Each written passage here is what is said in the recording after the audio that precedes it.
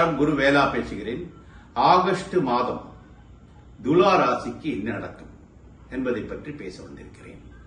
லக்னாதிபதி லாபத்தில் உயர்வதாலும் லாபாதிபதி லாபத்திற்கு 17 தேதியில் ஆவணி மாதம் சூரியன் பலம் பொருந்தி 11இல் இருப்பதால் இவர்களுக்கு பரிபூர்ண லாபம் ஏற்படும்.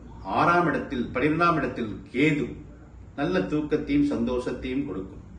2 2ஆம் இடத்தை பார்க்கிறார். செவ்வாயும் குருவும் பார்ப்பதால் தனம் நன்றாக வரும்.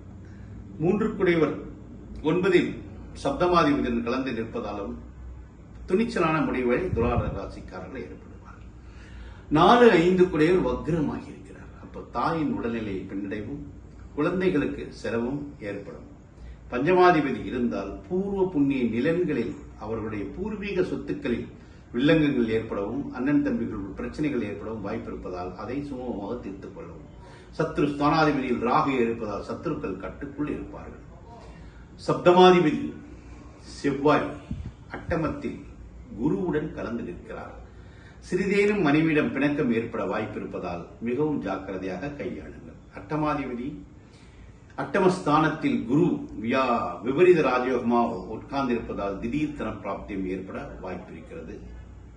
மனைவிக்கு சற்று உடல்நிலை பாதிப்புகள் ஏற்பட வாய்ப்பு இருக்கிறது. மற்றபடி சூரியன், சுக்கிரன், குரு இவர்கள் எல்லாம் நல்ல நிலையில் இருப்பதால் பெரிய சிரமங்கள் ஏற்படாமல் ஆகஸ்ட் மாதத்தை இனிமையாக கடந்து விடுவார்கள் துலா ராசினியர்கள்.